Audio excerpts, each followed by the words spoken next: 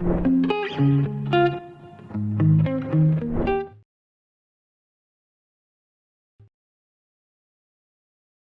everyone.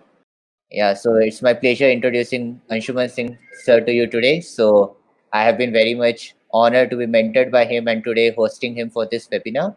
So if you don't know him, he has been twice ICPC World Finalist and was part of the engineering team that built Facebook Messenger and one of the initial people who moved to Facebook London. I think that most of you already know him and want to hear from him more than from me. So I will be handing over to him. Yeah. Hi guys, thank you so much for the introduction, Naman. Today I want to cover one thing, which is on how to be successful as a software developer. There's so many resources around that talk about how do you get really effective at data structures, algorithms, problem solving. But the truth is, like, while that is great, what I learned in my life was that when you move to software engineering, you utilize a lot of that learning, but it's a very different battle that you're fighting. So I wanted to share some of the insights from what I had learned then. Just take it as a feedback on some of the things that you should be doing. The way I usually do things is I prepare a checklist every single day. When I'm ending my work, I just check whether I have done well on all of those checklists. So this is more of creating a checklist for all of you guys, and welcome any kind of feedback, anything that you guys might have seen in your career as well. The way I'm going to structure this is actually, let me see if I can share my screen. So I am going to just share, I mean, there's just the structure for this. The structure is, I'm going to first talk about what changes from hard skills, technical skills. I was writing code on a single machine. So for example, somebody told me, hey, I just write a code to find the first 100 prime numbers. I was able to write a code for that on a single machine. How does the same problem, or like what else to do with the same problem when you're writing the code in a software engineering job? So the first part is going to focus on that. The second part is more of soft skills. Basically, how do you hack your growth in a company? Right? Like, you'll be working with a bunch of different colleagues. What do you do so that you stand ahead of rest of your colleagues? You grow faster at a company. Again, I was fortunate enough to grow significantly fast within Facebook, multiple promotions fairly quickly. And these were the things that I had followed. So might work for you, might not work for you, but I would love to share these things with you guys.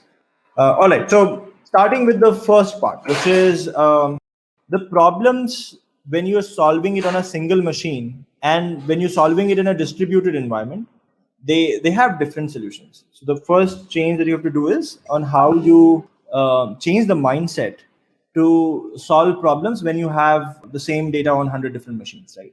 So for example, I'll just take an example here, which is, let's say I told you, hey, there is a list of integers that is given to you and you have to sort it. Now, when you're doing it on a single machine, let's say if you're doing it using your problem solving, it is super easy, right? Like, most of you guys would just write a sort function and things are done. In fact, most languages have inbuilt sort. You do a list.sort or sort vector.begin, comma vector.end, and in one single line, your entire array is sorted. This is great. However, think about the case when you have the same list. Let's assume this is a list of a user ID, and every user ID has some score, right? And I have such a popular platform that I have trillions of users. And I mean user not meaning because we don't have population of a trillion people, but let's say assume it's an entity, right? So some entity, and every entity has some score, and I have trillions of these entities, right? And that's why, like, a single machine is not able to fit that data on a single machine. So that's why I had to split it across various 100 machines, right? And now I say, hey, sort this entire list of entities with respect to score. So that means entities with the highest score should come first and entities with the lowest score should come last. And since it's across machines, so let's say machine 1 has the highest scoring entities, machine 2 like the entities after that, and machine 3 the entities after that, and so forth. Now if you see this problem, I mean, as long as it was sorting within a machine, you can still use a sort function, which you would obviously do. But the problem then becomes, once every single machine has data sorted within them, there is no guarantee that there is an ordering between two machines, right? So then you do some variant of merge sorting, where you pick pairs of machine and then you merge their data. So you pick machine one and machine two. You do a merge between these two because they both have sorted list between them, and then you do a merging with them. Then you might pick machine 3 and machine 4. They will again do merge sort, and then they will be sorted within them, and then that way you build it up. It's a If you search online, you will find this algo, and this again like is not supposed to be a algo teaching class, so I'm not going to go into depth of it. I would love to, but yes, I mean it uses merge sort mechanism to sort it on a distributed environment. But as you can see, like the problem became a very different problem when it was given in a distributed environment.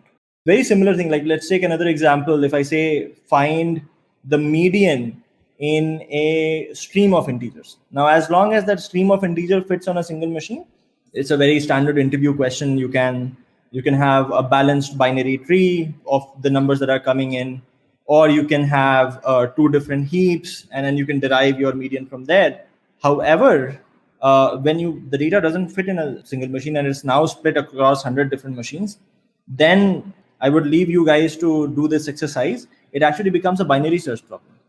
You start binary searching for your median, and those two are again like very different problems and very different solutions. So the first change in mindset is that the code that you are writing on a single machine had a very inherent assumption that everything is going to be on one machine. All of my data is going to fit in my main memory. That might not remain true when you move to a distributed setting. So that's difference number one. Difference number two, all of you here, I can read the chat. So assume that you are working in a company which has this multi-threaded environment, right? So let's say somebody here is working at Amazon. Now Amazon has these Java servers, and it's multi-threaded. There's a code snippet there which is very, very simple. If x is 5, then let's make y as x into 2. What do you think is going to be the output of the following code?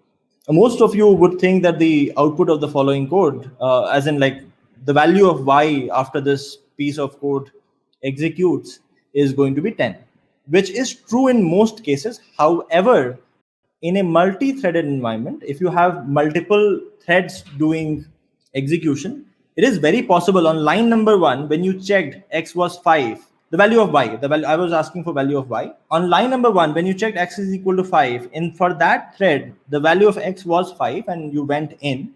But before you could execute the second statement, which was y is equal to x into 2, there is some other thread that changed the value of x. So for a single threaded, yes, y's value will be 10, which is 5 into 2.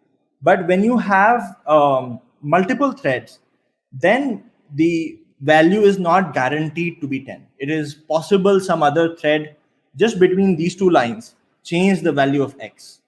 So that is another thing, like the code that you read, they might not behave as you would have assumed them to behave in a normal competitive programming scenario, or when writing code on your simple machine, which was always single threaded. So they again, like the resolution there is, you can either put a lock there. I'm sure like if some of you might have studied operating systems, and there were mutex locks there, so you can either put that so that you ensure that there is only one thread executing this piece of code at a time. So you can put a lock on x so that nobody else can change the value of x. Or somebody just suggested that make x as constant, so nobody can change the value of x. Well, actually, you can make x as constant only if that is allowed as part of the application, right? Like if your application, in your application, x was supposed to, let's say, denote the number of online users, then it cannot be constant by definition. It has to change as the number of online users change. So yeah, Mohit suggested like we make this segment synchronized, which is very similar to just taking a lock, which that will actually also work. But I'm just telling you, like the transition that happens, right? Like when you were writing code on your single machine, you didn't have to care about that, right? Like if I said you've written this code and you were debugging this code, and like you look at this, you're guaranteed that y's value will always be 10 at the end of execution of this block. That's not guaranteed in a multi-threaded production environment. So you have to be cautious of those facts as well. Let's look at the next thing. The other thing that you will realize, and this is again from my personal experience, when I was in college, I used to pride myself on writing code that was obfuscated. I would write code that is obfuscated, hard for other people to understand. I would maybe use certain operations which would be more optimized. For example, for taking the maximum greater than question mark equal to, this performs better, slightly better in C++ for taking out the maximum rather than the max function. But just writing the same code in a production environment is not good enough, because in your company, this code is not just for you. It is for you and hundreds of your team members who are also going to maintain this code. So every single code that you write, you have to assume that you might not remain at the company a year from now. There should be other people who should be able to come and read the code and clearly figure out what is happening in the code. That means your variables need to have very descriptive numbers. And in fact, this is what Amazon also tests for in their interviews, because they want this to be built into you. So they optimize for code readability, because they know that like if you have empathy, if you want the other teams to also succeed, you will make your code very readable. So your variable names need to be proper, which denote what they are supposed to do. Your code needs to be readable in the sense that if you look here in the second part, with the equal to operator, there is space before, there is space after. With less than operator, there is space before, space after, so that the other person can very easily understand what is the variable being compared and against what. Even the function name instead of f, which could be anything, now seems to be more descriptive. Instead of writing m greater than question mark equal to, now we are using the max operator. So you have to, as you move from a competitive programming environment into a production environment, you also have to write code that is actually readable, that people can understand quickly. That also means you have to document your code. I'll actually come to that right after this. There's another thing here, which is code duplication. Now, this is something which doesn't come very naturally to us, but I'll actually tell you what happens in actual scenarios. Let's say I had written these two functions. The first function is just checking whether a user has passed the course or not. And let's say hypothetically, a user passes the course if their score is more than 1,000, right? So what I did was I wrote some code to calculate their score. And then I checked if the total score is more than 1,000, let's return true, otherwise return false. At the same time, let's say there was another piece of code somewhere that wanted to calculate user score. So I wrote another function which was find user score, which that did exactly this. So the exact same code has been replicated here, and I'm returning the total score here. Now, hypothetically, let's say I figured out that there was a bug in this code. Now I have to fix that bug at two different places. Imagine if I would have replicated this code 100 times at 100 different places, I would have had to go and change code at those 100 different places. That means if let's say I want to just change this to say that total score now is not absolute, but it's relative. That means I would rank every user. The highest user gets 100. The second highest gets 99 or whatever, and then like so forth. For changing that, I will have to change the logic at each of these places, which is very cumbersome. That means that as you move to production environments, companies try to optimize for reducing duplication of code. So they would rather want that any code that has been duplicated, you create a function for it, and then every single reference point is calling that function. So then when you have to fix that code, you only change that function. So there's only one place where you're changing the code rather than 2 or 3 different places. This again is not very important in a competitive programming, because as long as the code works, as long as it gives the right output, everybody is okay with what you wrote. But as you get into a job, this becomes important, and this is something you should keep in mind. Let's look at the next thing, which is what I was saying in just the slide previous to us, is like the code should be readable. At the same time, you should document your code. Now, this is the mistake that most top programmers make. they believe that documenting the code is a waste of time. Why should I be documenting my code? This is completely non-productive. It's not getting a new feature out. The truth is that you're writing code not just for now, unlike competitive programming or participating in contests or participating in a HackerRank test. You're writing code for the next 5-10 years. If let's say you go and work at Amazon, if you go and work at Microsoft, if you've written really beautiful code and your whatever you worked on is still functional, it will probably be there even 10 years from now, 20 years from now. And that is what you should try. I mean, your whatever code you write is your baby. It's your production, right? You would want that to be with people. Even 10 years from now, people should be able to say and see and say, for example, that this code was written by Archit or Bhupendra or Arshad or Aditi, right? And you should feel proud about that. So for that reason, it's very important that you document your code well. So even 10 years from now, if somebody comes and reads your code, and they will be able to understand the code fairly well, they look at the structure of your code and they say, person who wrote this code was really had cared about me, because they took this additional effort to help me understand what this code is doing. And that's when nobody changes your code. To succeed in a software engineering job, there are two things that happens, which is unlike what you do in college. Code reviews. Whatever code you write, nothing goes into production till somebody has reviewed your code. Somebody will review your code and leave you advices on what mistake you made. Make sure that every single code review that you get is a learning opportunity for you. Ask yourself the question, what did this code review teach me? And you should be willing to give it back as well, right? So become a master at code debugging. In fact, even today, if you're in college, look at code samples from different people, help them debug your code, because this will help you when you go and join a job.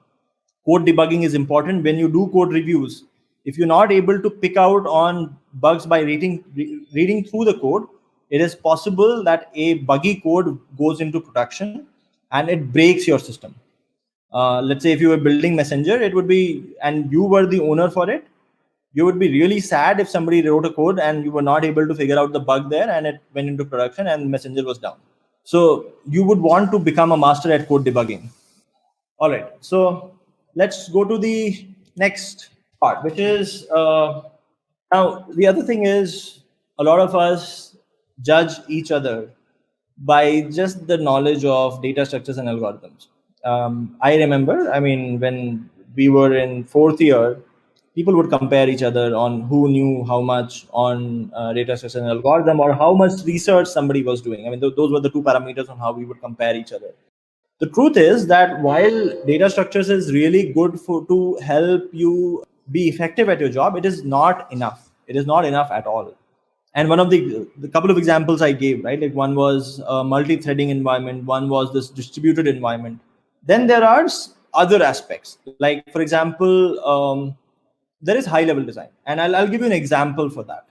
So let's say somebody told you that build a system which can shorten my URL, which is what you call as tiny URL, right? Like I have this big link. Can somebody shorten it and give it to me so that I can share it at different places? And when people click on that link, then they get redirected to the right big URL. Like the service is very simple, right? Like anytime somebody requests you to just shorten a URL, you generate some random code. You make that tinyurl.com / that code, and you return that tiny URL. And when somebody tries to access it, you just, since you have stored that, now you also have to store the tiny code to actual URL mapping. Since you have stored that, you can look it up and then you can return the right thing. Now, think about the case when your system has grown so big that all of the mappings that you have, which is your tiny URL to the actual URL, all those mappings cannot be stored on a single machine. Right? So my machine, let's say the laptop that I have, it's a 1 terabyte laptop. I have generated so many entries that now my laptop is full and I cannot store the entries here. So in that case, let's say now I have two machines that are storing this data now. Some of the data is on machine 1 and then some of the data is on machine 2.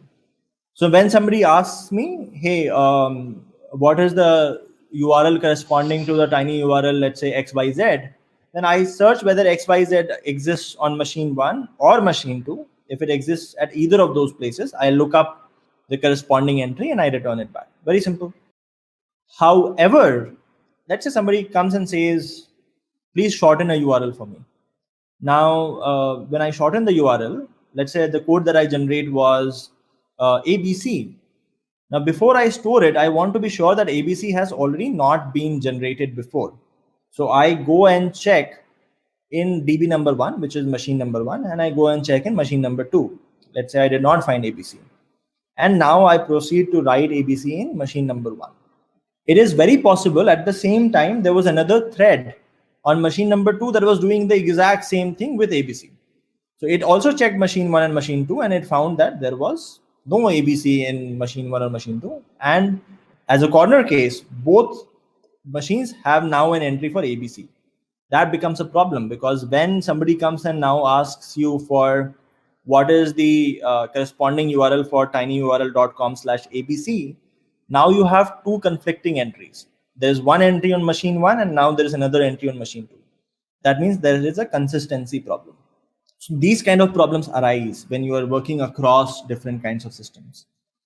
Again, I know I would have loved to go into depth of this case study, but again, this is not really a study on high-level design, so I can't go into depth. But all of this comes as part of system design or high-level design, right? Like you're trying to design systems, design components, so that your system is foolproof against any kind of consistency issues or availability issues. You do it when you're designing large-scale systems.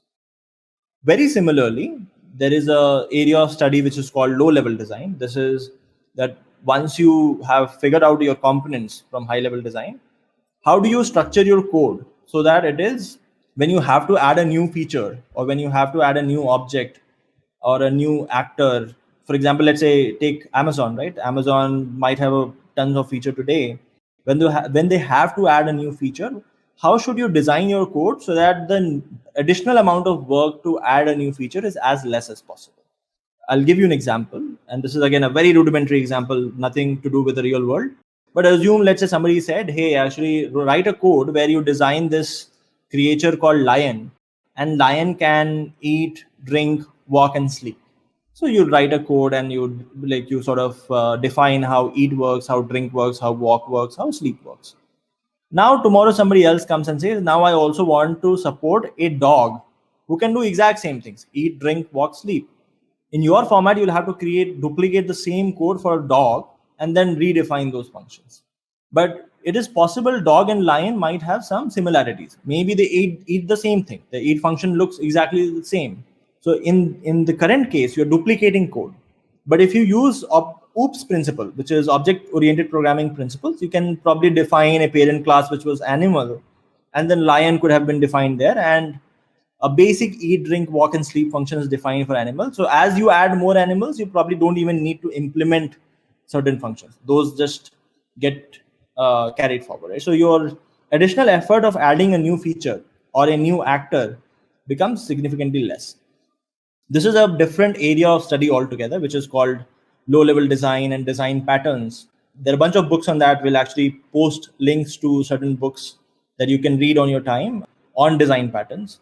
Some of the design patterns are builder pattern, which exists in Java, factory pattern. Builder also exists in Python.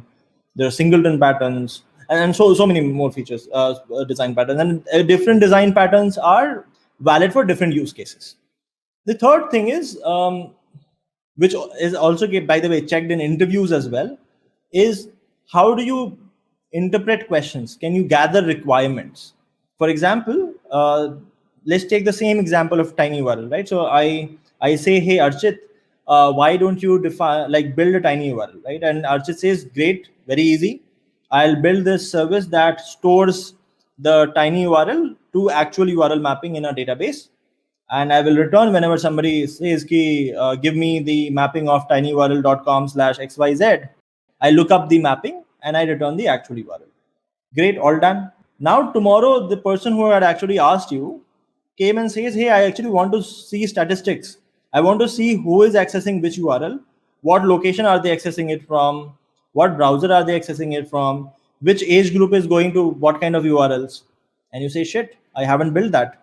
I'm not tracking when people are requesting, who is requesting. I'm only tracking tiny URL to actual URL mapping. So you forgot to store it. You lost all of that data. And when you lost your data, then there is no way to recover it, because you can't replay what happened in the last 7 days. So, but if you knew this requirement before, if you knew that statistics was important, you would have designed with that in mind. So when somebody gives you a problem, and in real world, in your job, usually problems are going to be not as well defined as you get in a competitive programming, right? Like competitive programming has everything defined. It gives you limits. It tells you what cases are possible, what cases are not possible. But real world problems are not that well defined. When you're defining Uber like cab service, you don't know, like at what speed cars might move. Maybe the driver goes to sleep. Maybe people are not reachable. There's so many different corner cases that nobody told Uber in the beginning. They had this big scandal that happened in Delhi that was never specified as part of the problem. You have to go and gather all of those requirements. You have to foresee a lot of these corner cases yourself. That is what would make you more effective as a software developer, right? Never jump to solutions. The first part is gather requirements, understand what the end user might want. The other thing is, a lot of us think, and this is just a myth, that CS fundamentals are not important. As long as I have done well with data structures and algorithms, I'm going to do well in my job. The truth can't be further away. All of what you learn in as CS fundamentals in operating systems, networking, databases, everything gets applied. If you do not understand databases well, then you'll not be able to create the right indices. You'll not be able to create the right schema. You'll not be able to make the right choices. If you do not understand operating systems, then these are very common problems. If your code base is in C++, there's so many times that your application would have some kind of memory leak. Memory leak is basically when you're allocating an object. For example, you can say that A is equal to new int whatever, but you forgot to free A. So free the memory that you allocated for A. So it is very possible you have memory leaks, and then you do not understand how to debug those memory leaks. There are these softwares that help you analyze the memory and what kind of objects there are. But those softwares don't tell you like this object is of type this, it was declared on this particular line. That is not what they will give you. You'll have to understand how memory is managed, how paging is done to be able to make sense of that information. Java, for example, has garbage collection, right? So Java doesn't care about memory leaks. Java says, hey, actually, I'll maintain references to objects that you create. Whenever an object does not have any more points of code referencing it, I'll automatically, my garbage collection will kick in and it will free it. Now, garbage collection would has different kinds of variables, different kinds of lives of variables. So how do you tweak your garbage collection for your application? Because there are different kinds of applications, right? There are certain applications where you want your requests, you have a lot of parallel requests, and in parallel they are very low on memory footprint and they get executed quickly.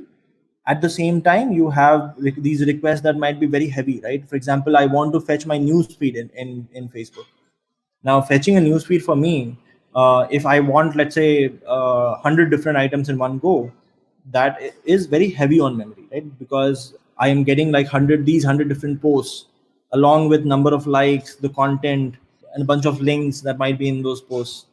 So, even understanding that for my kind of application, how do I need to tweak garbage collection? That also requires you to understand memory management. That requires you to understand how is memory managed inside, let's say, a Unix operating system. So again, like CS fundamentals are important. Just busting a myth here.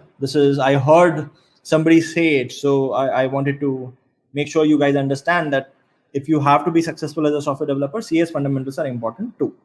All right, this is the biggest myth that I have seen with people around me. When people move into their new jobs, they believe that writing unit tests is beneath them. It is somebody else's job. Somebody else should come and do it.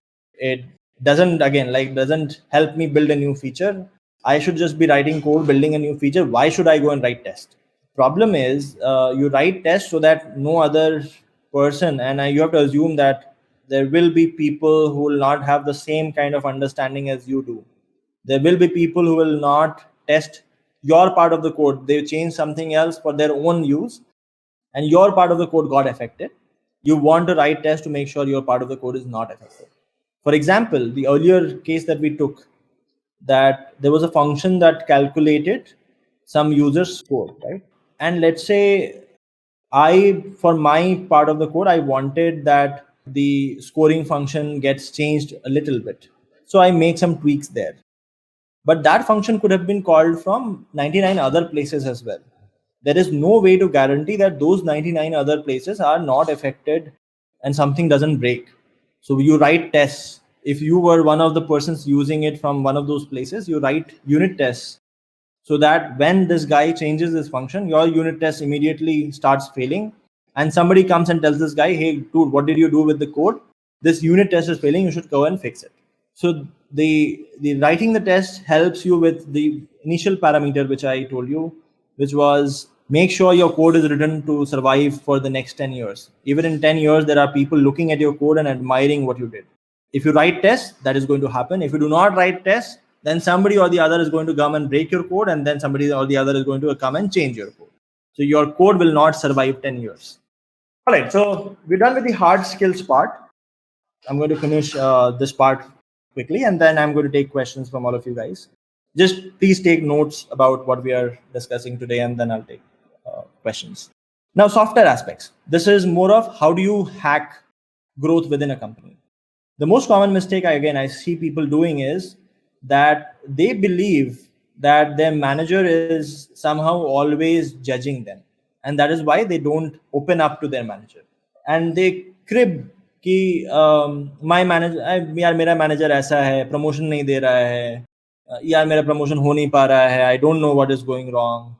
Just translating it in English, I mean, they crib that the manager is at fault for not promoting me. My manager hasn't been helping, or like I'm not being promoted. I'm extremely unhappy about that, right? You need to make sure you're talking to your manager very clearly. In fact, the conversation that I used to have with my manager was, look, I want to get promoted as soon as possible. Tell me, what do you expect me to do to be promoted?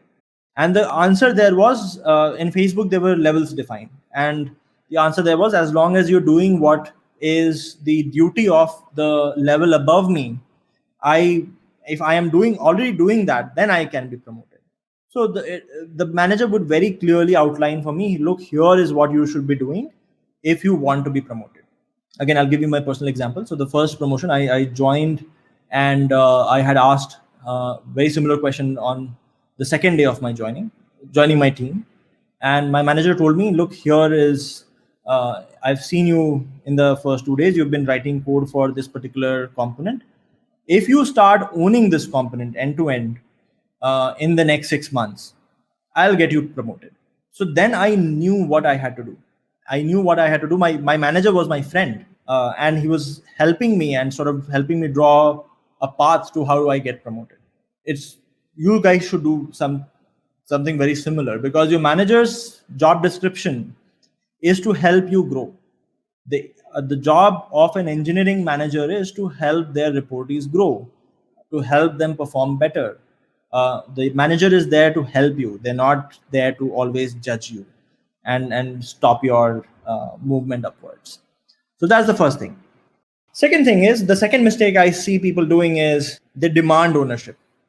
They say, I want to work on this component. Please ask the other guy to not work on it. I'll do it, and I'll own it, right? For example, let's say there is a service within InterviewBit, which is, let's say, takes care of engagement. Maybe let me take a different example. Let's say there's a part of the InterviewBit that takes care of how mentors function, how the sessions are done, right? Now, if somebody comes and says that I want to do it, and please remove the other people who are working on the mentor piece of code today, I want to take ownership, then that usually is not really executable, because if I go and remove the other person who are working on it, what explanation do you give them? The solution there is that if you really are interested in working on something or in owning a component, you start contributing there. You start looking at what is broken there, you start fixing it. Over a period of time, you would have made so many changes to the component, which are again like to on the positive side, that people would automatically start seeing you as the owner of the component. They know that nobody knows that component better than you do. And then you automatically become the owner. You don't need to ask anybody. So don't demand ownership, earn ownership. That was lesson number 2 on the softer skill side. And when you do this, like, you start doing better than your peers automatically. You don't really have to go and demand things from people and or start a fight because you were unhappy on something. The third mistake that I see people do, and that is on both sides, getting feedback as well as giving feedback. I'll actually address the giving feedback part first. Most of us, when we graduate out of university, we are very raw, right? Like you talk to your friends in a very informal fashion. You even abuse your friend, and your friends are okay with that. If something is wrong, you're very okay being very harsh to them, and your friends, being friends, they understand. However, that doesn't work in an office like scenario. Look, I mean, you might go and join a company. There might be 10 other people that you don't know of who might have joined along with you. And there might be people who are senior to you as well, right? Now, when you see something which is broken, or when you see somebody who has made a mistake, and if you really feel very strongly about what you're building, if somebody made a mistake and let's say created a bug in your code, you would feel really bad about it, and you'll go and give a very harsh feedback. You don't know anything, तुम्हें कुछ नहीं आता है, क्या कर दिया तुमने मेरे कोड के अंदर. And but the thing is, when you give a feedback like that, that feedback is not constructive. You're not helping the other person understand how not to repeat the same mistake again. And especially when you attack the other person, they then start holding vendetta against you. They rather instead of improving, they start thinking ki, how did this person talk in that tone to me? I will show him. I will do something which will hurt him. You don't want that to happen, right? Like your the reason why you went and gave feedback to somebody was not to create enemies. So there is a very simple framework of giving feedbacks. This was actually created by McKinsey. So the simple framework is, when you are giving feedback, do not express emotions or opinion. The first part of the feedback should only be facts. For example, I'm going to take an example scenario so that it makes sense. Let's say InterviewBit actually hires problem setters to create some problems for contests or let's say like assignments within Scalar Academy. Now, let's say I have hired a problem setter, and I had asked the person to create a problem for a contest.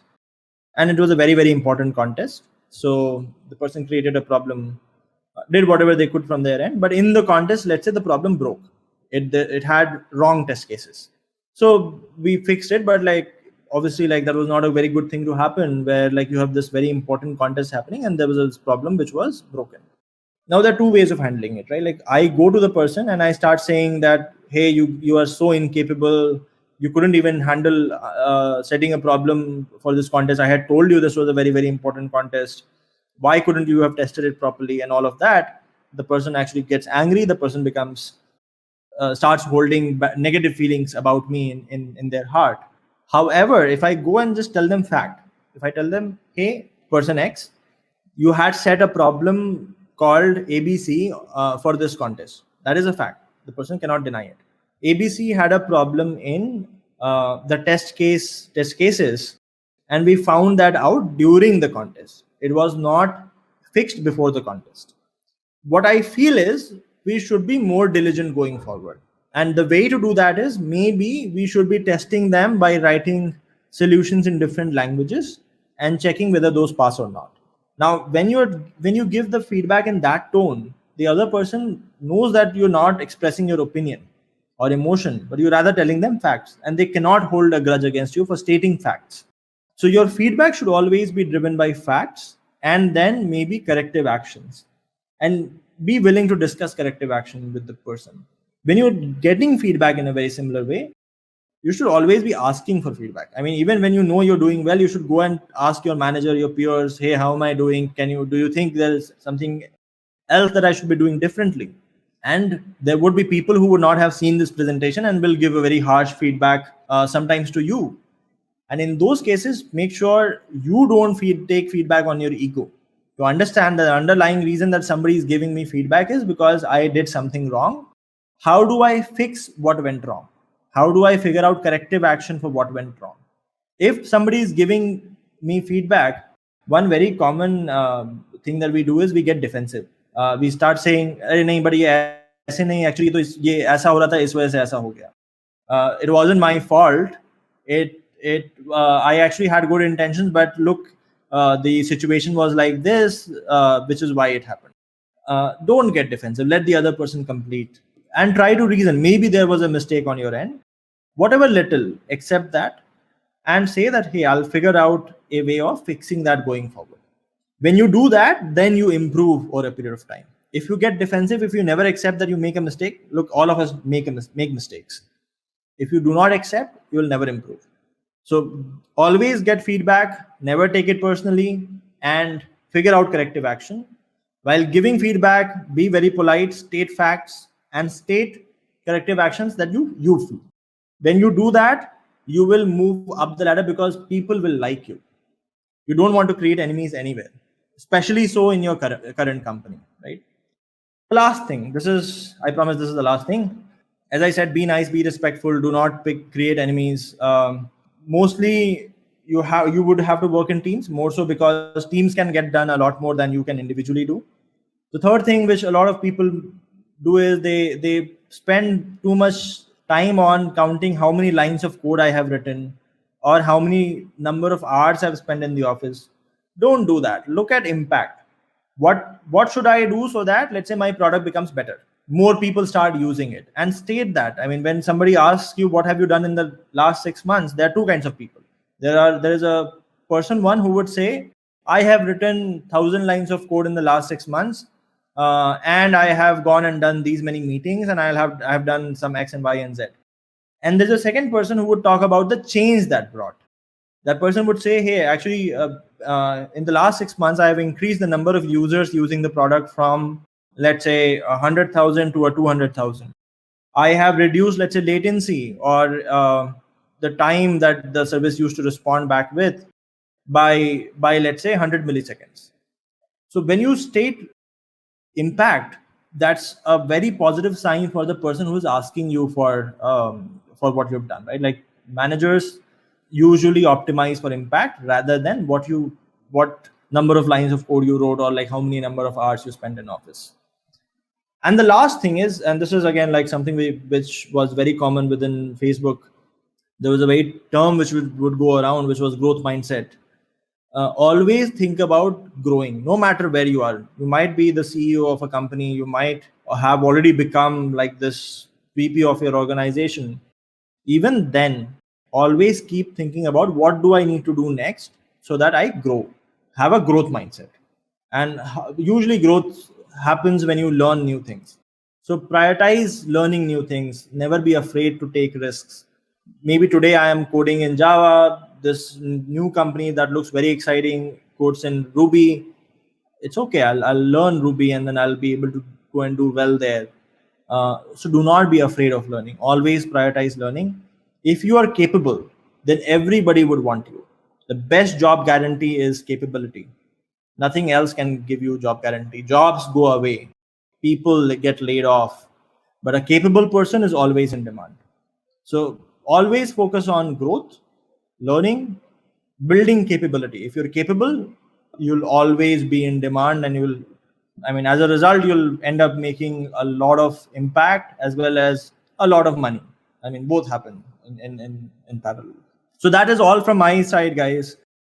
These were my learnings, personal learnings. Again, there are some of you who might have had different learnings, but I would love to take up questions as well.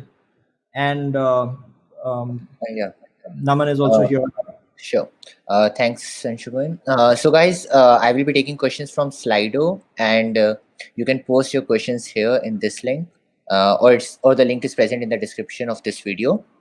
So we will be taking questions from there, or you can put your questions in the comments. I will be taking from both the sides. Okay, so let us start with the questions.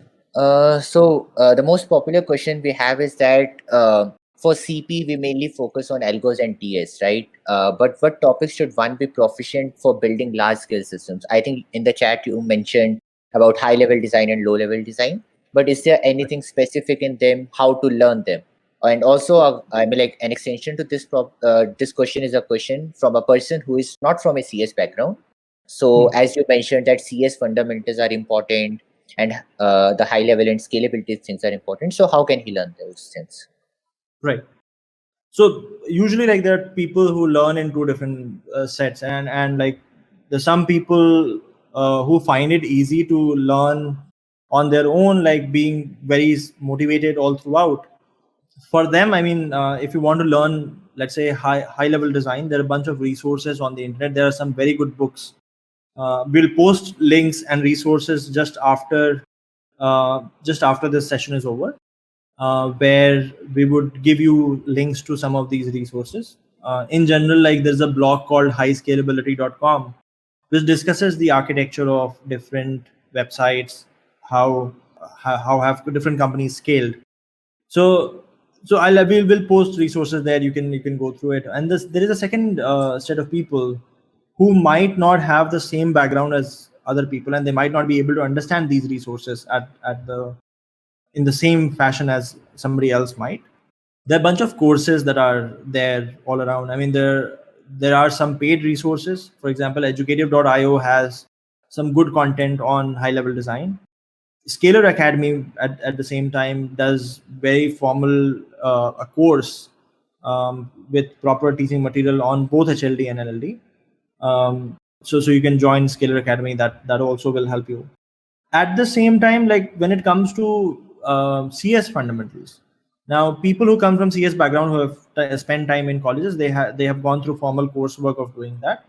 Even if you're not, that doesn't put you at a disadvantage. There are still ways of learning it. And to be honest, like, you don't need to go and read the entire book for operating systems. There are certain things that get used more often than not. Anyway, so when it comes to learning CS fundamentals as well, again, like, Scalar Academy addresses that piece as well. But if you're again interested in learning on your own, we'll post some resources for CS fundamentals, HLD, LLD. These are free resources on the internet. You can go and read up there. If you're able to understand and go through all of it on your own, it would suffice. If you struggle consuming the content, then you should look at certain courses, paid courses that are there, which have live learning and which have mentors who can answer your doubts, which will help you understand these guys. Sure. So the next question is, during the session you had discussed that how building systems is different from competitive programming. But if we have to talk about some skills from competitive programming that helped you at Facebook, were there any skills from competitive programming that helped you there, and what were they? When you do competitive programming for a while, there are 2 or 3 things that you learn to do. One is, if you look at development cycle, let's say Sachin is a developer, right? And if Sachin is spending 10 hours developing something, the typical pattern is people write code for 2 or 3 hours and then they debug the code for the next remaining 5-6 hours. Majority of the time is spent on debugging. So if you've done competitive programming, if you keep writing code very often, you do well in competitive programming if you make less bugs. Like, you're able to get your code right in one go. I mean, your code compiles, runs just in one single go. So one thing which you get really good at is writing bug-free code. So your efficiency as a programmer goes up because you've written these complex codes and which have run in the first go, right? So one is writing flawless bug-free code, saving you time on debugging. 2 is that when you're working with a very large system which has a large code base, the one skill that you really need is that you go through the code once and you're able to understand what is happening in the code. And then, like, again, the more coding and reading through other people's code you have done, the more skill you develop. So that also helps. That being said, most of the principles that you learn in DS Alco, for example, like we would solve a lot of problem on network flow, max flow. All of these were not utilized in the dev work, but like the process to get there, the process to understand all of these principles, they help because it got me to a position where I could write bug-free code. I could understand code quickly because I had just seen so much obfuscated code in the past. Sure. So there is a question that how to deal with repetitive or the work which we don't like in project. I think you were fortunate enough to work on projects that were making an impact and probably you liked it, but many people are not at that situation. So how can they deal with that and learn alongside it? Right. So yeah, that is again another another problem with a lot of work. I mean, and that happens with all kinds of organization. Even if you are studying at, let's say, or you're working at, let's say, Amazon, it is possible like there are certain teams that have very repetitive work, which might not give you enough opportunities to learn. I would say even in those cases, if your work is repetitive, the good thing is like your work isn't very challenging. You can finish your work quickly, and then focus the rest of your time to figure out what are the things you can do to upskill yourself. Right. So, as I said, like learning. I mean, when we talk about, for example, high level design, not everybody gets to design components. Not everybody gets to architect these high traffic systems. If there are 100,000 developers, then probably 100 out of them get that opportunity. That being said, if you understand that, that makes your transition into an SD2 or SD3 or an architect faster than everybody else. Okay. So there have been some people are asking what are some good books how to develop that growth mindset. Do you have any book recommendations for that? Actually, there are a bunch of books. Somebody actually in the chat had posted the 80-20 thing. I actually, on the growth mindset, I have never read a book, but it's been more through my own personal experiences talking to people.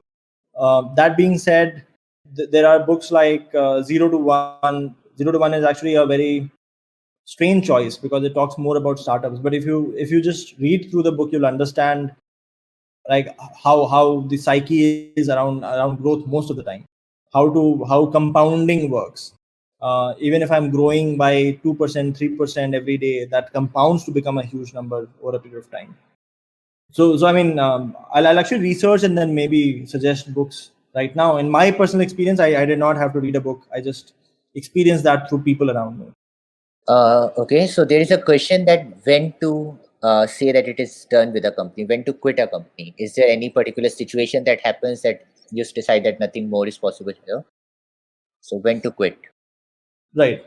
So if you're in a job and you're thinking of quitting, there are a few things that you should consider, right? So usually why people should stick around for more time in a company is because if you keep switching very often, you don't get to learn enough, because usually when you go and join a new company, it takes you about a month or two to get used to how things happen in that company.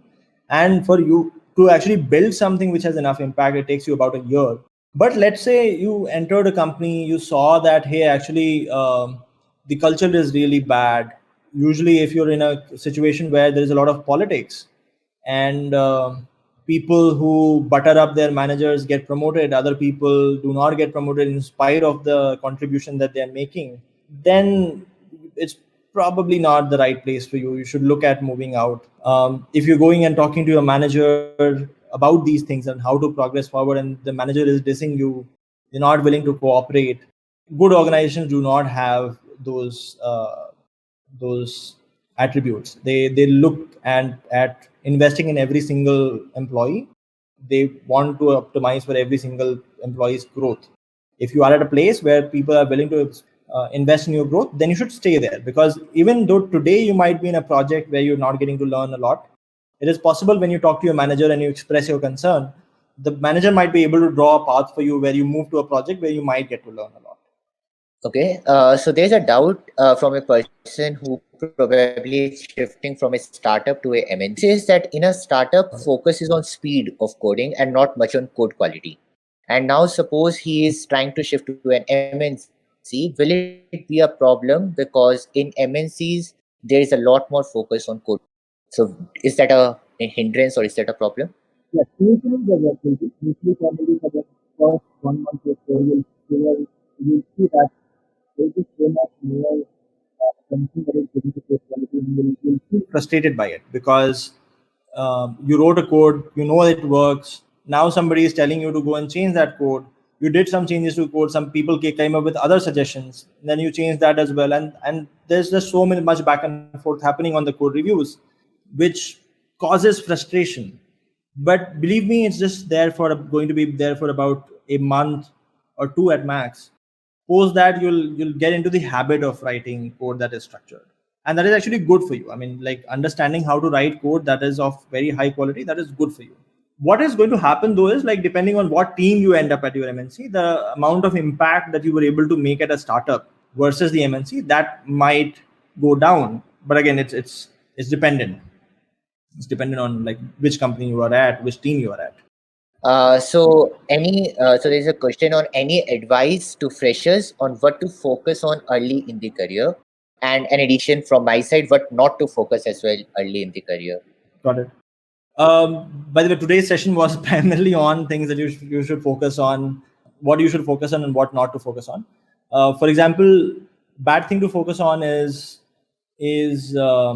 Hindi में एक word होता है शोषा, which is just like how flashy a company is, but doesn't really focus on getting people the right amount of learning.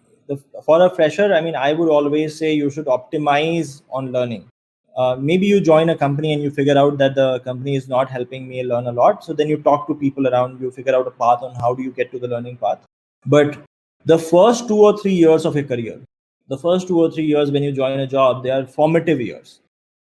That's when you are experiencing software development in a real life production environment for the first time.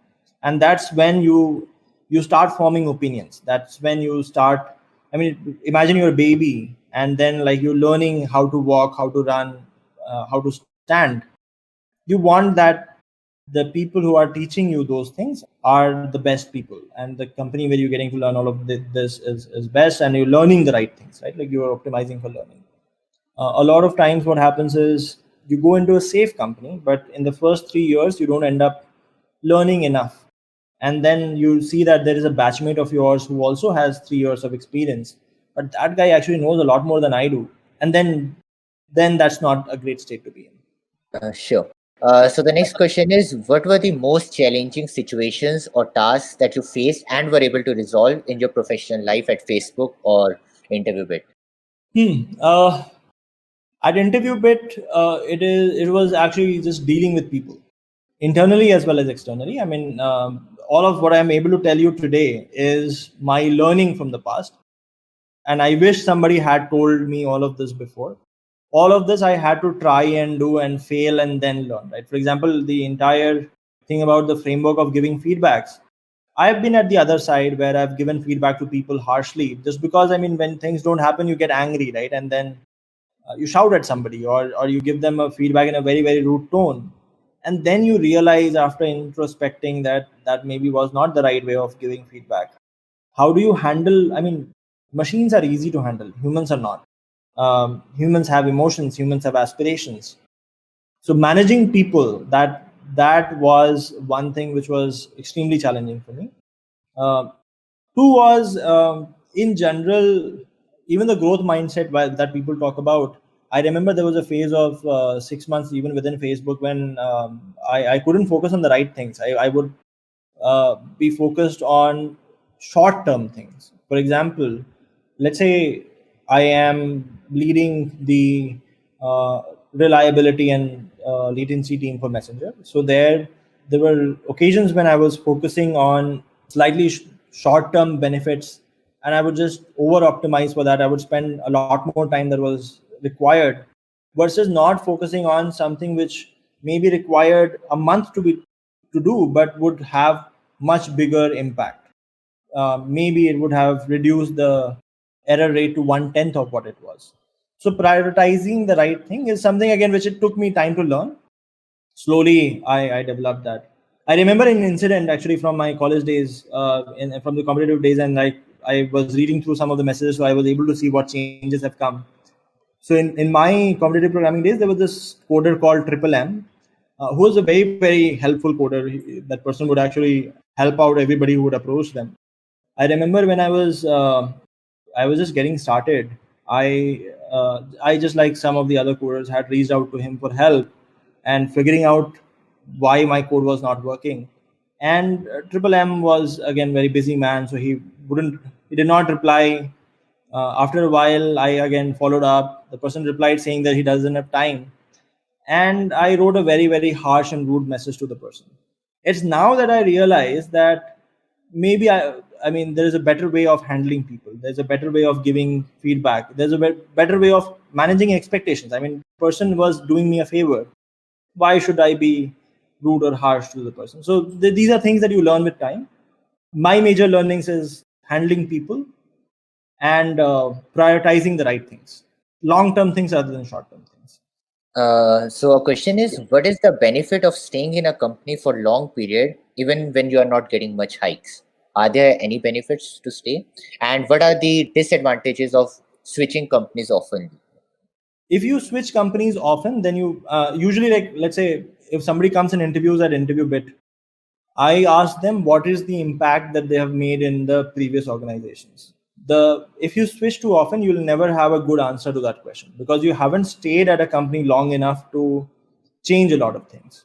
You cannot say that, hey, actually I worked at, let's say, Grofers for a while and I was able to increase their order volume by 20%, or I was able to increase the number of people visiting the site by 10% by the changes that I did, or I made the site faster by 20%. Right? You'll never be able to say that because you've never spent enough time understanding what is happening within. And Grofers is just an example, guys. Please do not quote me there. I just took a random example. So you never spend enough time within Grofers to understand how things are working there and change things for the better. But if you spend enough time, then you're able to create these impacts and then you're able to talk about them when you go outside, right? It is okay if you're not getting hike initially. But if you know a lot more than somebody else who might be at a higher salary, then salaries would auto adjust themselves. As I said, like capability is the best job guarantee. Your current position is not. There are CEOs that keep getting fired here and there. There are CTOs that keep getting fired here and there. If they know the right things, if they are actually the best capable people out there, then they get rehired. Otherwise, they go out of job. You don't want to be the person who goes out of job. So a question is, how often should you ask feedback from your managers? Is there, I mean, like whenever you want or anything like that? So I usually had the framework of I had set a one-on-one with my manager to happen, a formal one-on-one every 2 weeks. So every 2 weeks, I had reserved this 30-minute slot on my manager's calendar where I would make sure that I talk to my manager for 30 minutes. And the theme of that was talk to me about things that I'm doing well, talk to me about things where I need improvement. And again, like re-stressing on the fact, look, I want to move to the next level. What should I be doing? What am I doing wrong? What am I doing right? Tell me what else should I be doing? So the whole reason why you want to do this is because you never want last minute surprises. You might believe that I am performing really well. You do not want that at the end of the year or in 6 months, whatever is the frequency of review, your manager comes and says, hey, actually you were a bad performer. You don't want that happening. You want your reviews to be as surpriseless as possible. Whatever the review, you knew it was coming because you've been talking about that for the last, I mean, every 2 weeks anyhow. Okay, so let us take the last question for the day before we end. So do you suggest a depth first methodology to learn, basically go into depth of each topic, system design, a programming language, even data structures and algorithms, or a breadth first approach is better? I mean, like have a high level overview of multiple topics, but being master of none.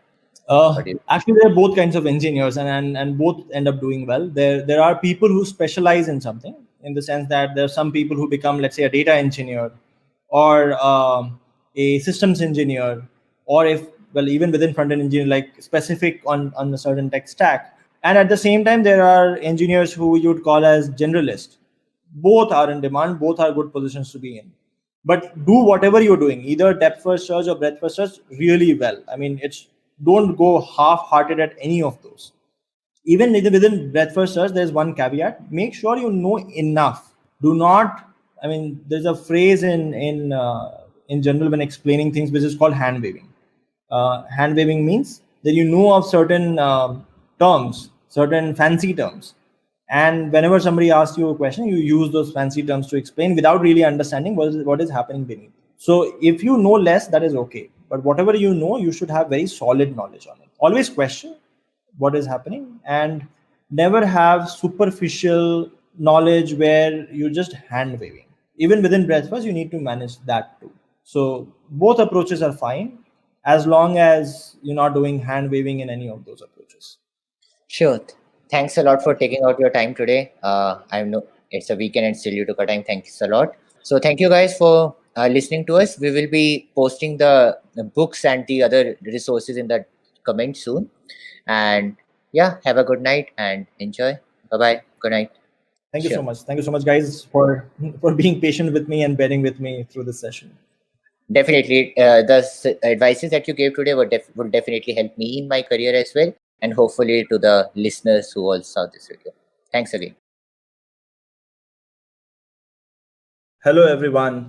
My name is Anshuman, and I'm going to be hosting the session today, which is around how to switch from service companies to product companies. Now, before I begin, let me lay out of what we'll cover today. One is obviously just some introduction about me, some introduction about what service companies and product companies are. And the third piece is what are the steps to get there, and just doing a little bit of deep dive there. We will also reserve some time in today's session to take questions from all of you and answer those questions in the best of my capacity. All right, so without further ado, let me get started. My name is Anshuman Singh. I am one of the co-founders at Scalar Academy, and I'm a software engineer myself. I was with Facebook when I started my career. I was the lead for the team that was building Facebook Messenger. And later on, I helped set up the Facebook London office along with a few other engineers, which was the first engineering office for Facebook outside of the United States. That's my introduction. And post that, I've been running InterviewBit and Scalar Academy. Both have gotten to talk to like thousands of people now, thousands of students now, and therefore have a few learnings from there, which I would love to share with all of you guys. Now, before we get started with the session, let me first define what service companies are and what product companies are, and why even look at a switch from a service company to product company. So service companies are companies where they would go and get projects from other companies that don't have enough software engineering capacity, and they would execute the project on that client client company's behalf. So for example, let's say I am a TCS, data consultancy service, or an Infosys or a Wipro or Cognizant. I am a service company. I would go and fetch a project, imagine from, let's say, Indian government. And let's say Indian government wants to get a particular website built. For example, we recently had COVID vaccination. Hypothetically, imagine Indian government wanted a COVID vaccination website built. So then that TCS, for example, takes that project and goes ahead and tries to implement that on the behalf of the Indian government. So that's what service companies do. Product companies are companies like Amazon, Microsoft, Flipkart, Myntra, Google, who would build products right for the end audience. Now, the end audience could be a consumer like you and me, or the end audience could also be another company. For example, Slack is a messaging tool which is used by companies, B2B. Businesses use Slack, and therefore businesses are the consumers. There's slight differences in the kind of working style of service companies and product companies, and there is a decent amount of difference in the pay scale across service and product companies. What you would find is that service companies focus a lot on your tech stack. They focus on what programming languages do you know, what is your years of experience with that particular tech stack. So for example, a Java 4-year experienced person would be paid lesser than a Java 7 years experienced person. Or let's say you defined as a .NET developer, or you defined as a React.js developer, or let's say a Python developer, etc. So you tie to your tech stack. And it's not the fault of service companies. It's just the nature of the business. when they go to a client, the client would check with them, hey, look, my project is in Java. How many Java engineers do you have? I need these many senior Java engineers, these many junior Java engineers. On the contrary, product companies focus more on getting something delivered. So, for example, if a big billion sale is coming up in Flipkart, then they would want a certain set of features that built or a certain set of infrastructure in place to make sure the site does not go down. And that is what you deliver. Your tech stack does not matter. What matters is, can you quickly learn and then build something? Building capacity matters. Your tech stack is considered as a tool, and therefore that does not matter. So some fundamental differences there. In terms of pay scale, at least in India, there is a lot of difference in pay scales across service and product companies. Again, like not all service companies are equal, not all product companies are equal. But if you look at maybe 75 percentile salary in product companies versus 75 percentile salary in service companies, typically there is approximately 4 to 5x increase when you look at salaries in product companies. And I'm taking example of companies like Amazon, etc., which pay a little on the higher side. Most, in fact, like startups that you find, new age startups, new unicorns that you see in news daily, they are all product companies, and they usually pay a lot on the higher side. So now, whether you should move to a product company or not, that's very dependent, or it's a personal choice. That being said, I mean, if you are currently in a service company, moving to the product companies is not just as simple as interviewing at that company. There is a lot of learning to happen before you can make the move. So I'm going to talk about those steps. If at all you're somebody who aspires to move from a service to product company, what are the steps you should take? I would talk in today's session about that. All right. Okay. Awesome. Glad to see all of you here. Glad to see everybody here. Okay. Awesome. So let's start with steps. And I'm going to be scribbling a lot on my iPad when I talk about these steps. Following is what I have seen to work. One is, I mean, whenever you start any new journey that is going to take a lot of time, the first step usually is, and this is a little softer aspect, but the first step is believing that something is feasible. One of the things that I usually notice a lot of times, a lot of us are very underconfident, and then we give up very easily. Note that when you take up this journey, it is going to take you time. It's not going to happen in a month. It's not going to happen in 2 months. This is probably a 6 months or a year-long journey. It is going to take time. Give yourself that space. Understand that this will take hard work. Believe that it is possible. The first step is usually believing. So believe it is possible, and then the real journey starts. The second step is understanding what should you learn to be at a product company. So I'm going to talk about in general, and this is more or less, I would say, the curriculum for a software developer in general. So I'll talk about like the curriculum to get into product companies in some detail, and I will talk about that in context of two things. Is it relevant for interviews? Is it relevant for your job performance? Because when you look at switching to a product company, it is not only okay to prepare for interviews. You also have to make sure when you do get into those product companies, you're able to perform really, really well after being at that company, right? So I'm going to cover both aspects. So let me actually create a 3-column thing here. So imagine I have topics and the relevance of those topics for interviews. And please don't mind my handwriting. I'm very, very bad at handwriting. And the relevance of the same thing for job performance. The first thing that is important, and this is something you would have heard a lot of times now, is what a lot of people call as DSA plus problem solving. I'll just talk about what this is. So DSA expands to what is called as data structures and algorithms. Think of data structures and algorithms as recipes of solving complex problems in the computer science space. And like these problems could be problems that you would probably be able to solve immediately in less than an hour by writing code, or these could be problems that would take you a few days to solve. Both kinds of problems exist. In these, there is a big debate on the internet whether data structures and algorithm actually helps you with your job performance or not. But before I get into the job performance, let me first talk about whether this is important for interviews or not. Data structures algorithm is actually very important for all levels of interviews in product companies. So if you have, let's say, 5 years of experience, 10 years of experience, 15 years of experience, does not matter, irrespective of the levels, as long as you're an individual contributor or you are a young manager in software engineering, most probably you will have at least a few rounds on data structures and algorithms. Even if you are a data scientist or a data engineer, chances are your first couple of rounds are going to be on data structures and algorithms. So this is across all levels. And the more junior you are, the more stress would be on data structures and algorithms. So all levels, SD1 plus all levels, this is important, and this is fairly important, very, very important. There are some companies that probably only test on this. For example, a company like Google tests majorly 90% plus only on data structures and algorithms. A company like Amazon would have probably 70-80% focus on data structures and algorithms. So there is a heavy focus on data structures and algorithms. Now the question is, how does this actually help me in my job performance? You'll find that most of the time you don't solve problems as complex as is required to be really good at DSA or problem solving. However, like, there are ways in which it actually helps you with your job performance as well.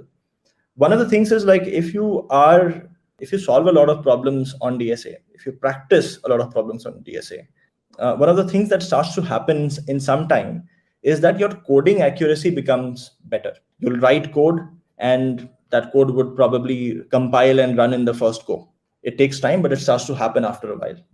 And why is that important? That is important because if you look at a software engineer typically spends X amount of time writing the code, but 10x amount of time debugging and testing that code.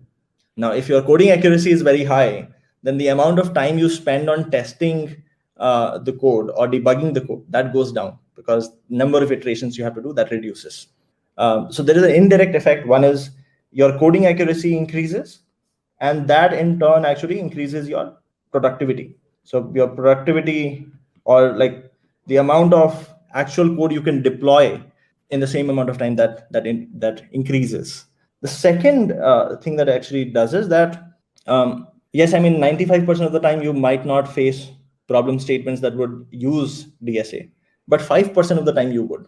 And how you perform during those 5% of the times, that determines the performance of whatever you're building, how much of infrastructural cost what your code takes, and that defines whether you are a good engineer or a great engineer. So there is some level of relevance to job performance as well. But this is basically good versus great. There is some level of impact there. Apart from this, now this is the second topic that I'm going to discuss. This is not very important for interviews, but it is important for you to, if you're thinking about your career as a software engineer, if you're thinking about your career being a 40-year-long journey. I mean, most of us probably graduate from college around 20, 21, 22, 23 years or so. And then, like, we'll retire around 60 years if you don't already become too rich to work. Then it's approximately a 40-year journey, right? So if you look at software engineering as a 40-year journey, one of the base of the pyramid of your journey of your software engineering is computer science fundamentals, CS fundamentals. Now, CS fundamentals are stuff around operating system. How does memory management in operating system work? How does your operating system handle various things, right? And this is, if you're going to work at any large scale company, you'll be working on remote servers, distributed systems, where your code will be running on some machine. When your code goes slow, or when, let's say, your application starts running slow, just understanding why it is going slow will only happen if you understand how your operating systems work. Very similarly, databases, chances are you will be definitely working with a bunch of databases in your life cycle as a software engineer. Be it irrespective, if you're a front-end engineer, back-end engineer, full-stack engineer, you will be interacting with databases, and therefore it's important to understand how databases work. And networking, again, across all kinds of engineers, networking is equally important. I mean, just telling you privately, I got a D grade in networking in my college, so which was the worst grade possible, apart from not failing. And then I felt the gap when I did my first job with Facebook. The first year, therefore, I spent additional amount of time learning things around networking. So very, very important for job performance, and it will help you all throughout your career. Not so important for interviews. Might be important for entry level interviews. For example, if you're just a college graduate right now and then you're going for a product company interview, then it might be important, but otherwise not so much. Then the next segment I'm going to talk about is for people who actually have more than 1 year of experience working in service company. Now, if they are looking to move to a product company, apart from these two, there are two other aspects as well. There's an entire field of software design, which broadly is in two categories. There is low level design, which is, by the way, also called as OOPS based design, object oriented programming principles based design. And the second part is high level design or system design, is again something that you might have heard of multiple times. I'll very quickly describe what those are as well.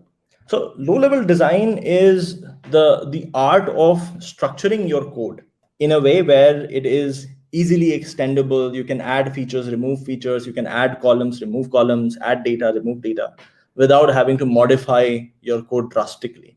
A code which is not written following the right design patterns or the right architecture, right schema, becomes unmaintainable over a period of time.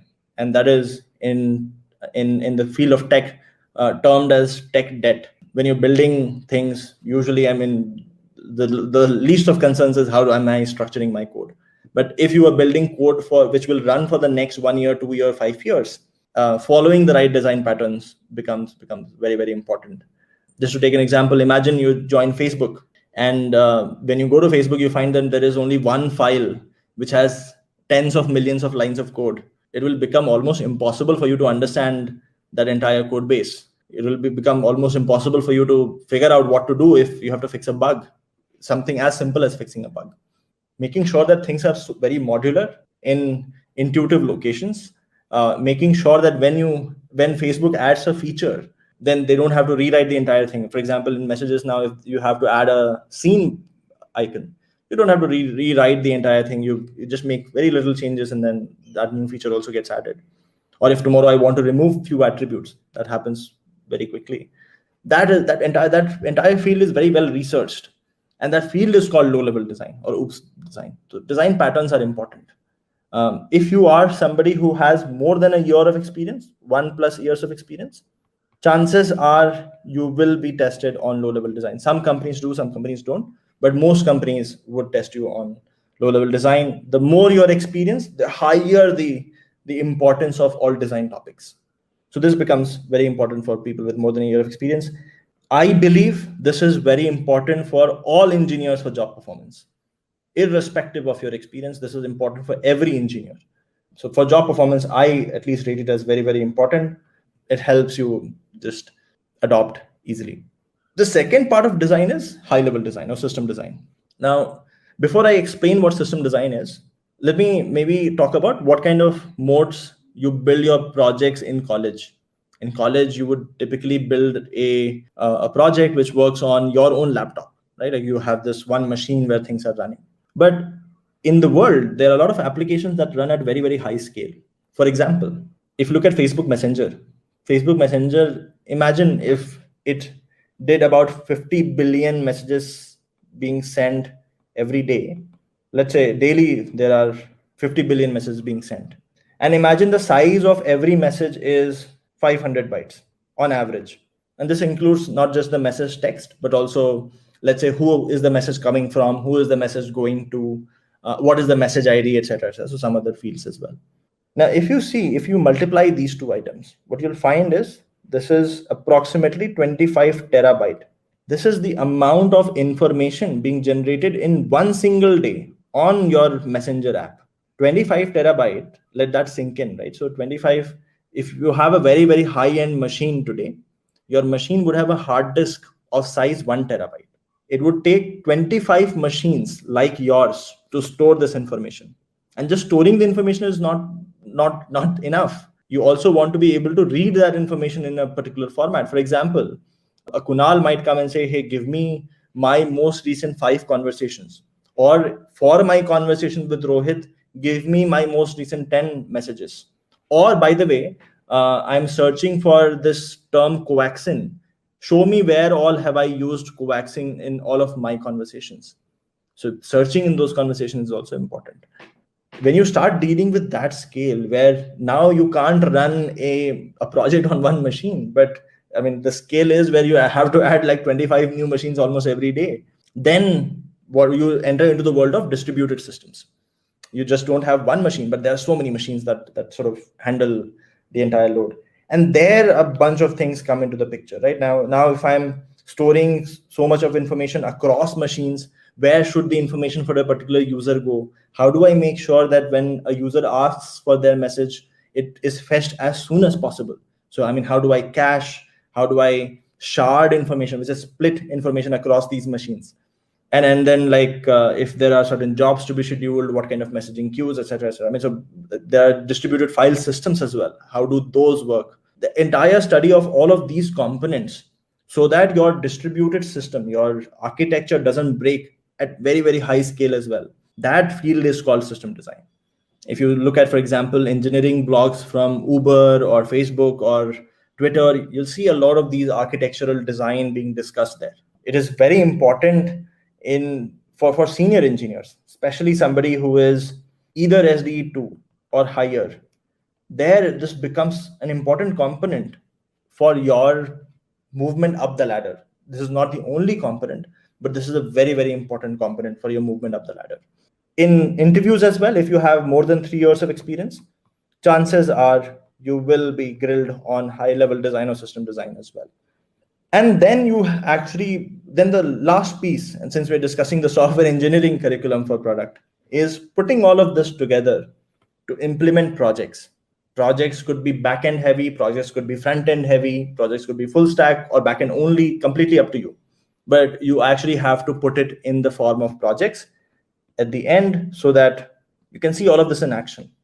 And all of these, by the way, any learning in software engineering cannot happen just by consuming only content. You have to practice, you have to write code, you have to consistently write a lot of code to be able to internalize whatever you learn. So those are the topics that are important if you aspire to get into any product company.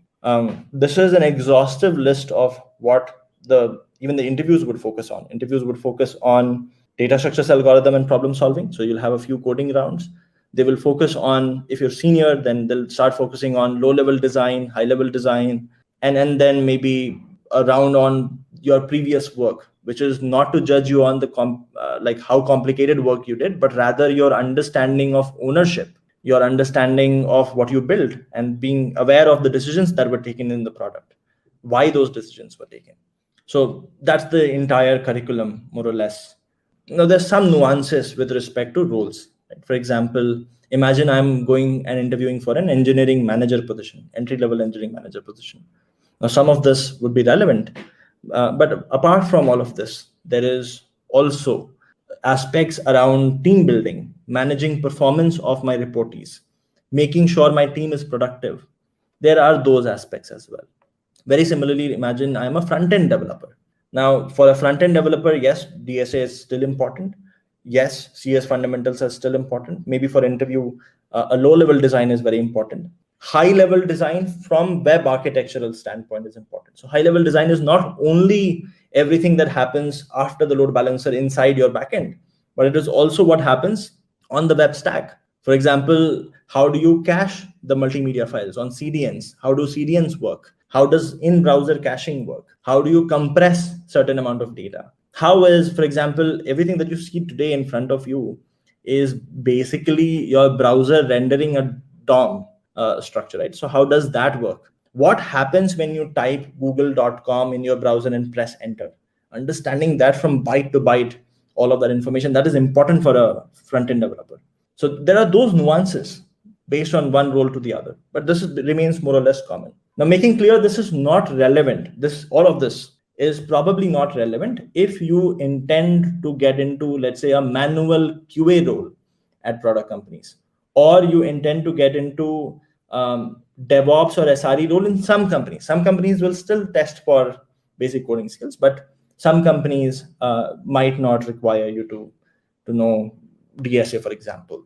There are other adjacent fields as well. Maybe I'm missing some which might also not require this. So this is the learning part. This is how what you learn to be actually become a more well-rounded software developer, which helps you not only crack interviews but also go and perform well wherever you go. The second part then is, and this is again a query which I keep hearing from a lot of you, is how do I get those job opportunities? How do I even get interviews? So let's say I have prepared, then what do I do to get those interviews? One is, there are a bunch of these job websites you should check out. For example, and these are new age job websites like InstaHire, there is Top Hire, there is Angel List. Usually, if you have done a decent job at preparing your resume, and if you are applying to relevant opportunities, posting personal messages of why you are relevant, most probably you might end up getting a call, irrespective of your service background. And the call means, I mean, you get opportunity to give a test, which might be a written test, but that's enough, right? Like if you're able to learn the right things, then you might be able to do well in the test, and that gets you an entry into interviews, and then interviews lead to an offer. Apart from this, the other thing that might work is maybe approaching relevant people on LinkedIn, people who you feel might be recruiters, people who you feel might be hiring managers, and telling them why you are fit for, let's say, an opening. And there again, like, make sure you're not only applying at, for example, I mean, some people are fixated on just getting into Google, and then Google is the only destination, they're only applying at Google. You have to look at, like, companies, the kind of work they're doing. A lot of companies are doing very interesting work, so maybe try approaching some unconventional companies as well. Try to talk to their hiring managers, explain why you are a great fit, and then maybe you then get interviewed. So the second thing is LinkedIn, approaching people there. And the third thing is, in general, I mean, while all of these are channels, and there are, I mean, job sites as well, you should go and apply on their career website. Apart from this, I mean, one of the prerequisite also is maybe work a little bit on your resume as well. Talk more about what kind of projects have you built. Maybe if they are available for the public to see, post a link about your project. Talk about the impact of the work that you did, instead of saying that I wrote these many lines of code. Maybe mention, if at all there are some achievements to be mentioned, please do mention that. Those always help you stand out. So that's more or less a very, very quick walkthrough of the why of switching from service to product company, and the how of switching from service to a product company.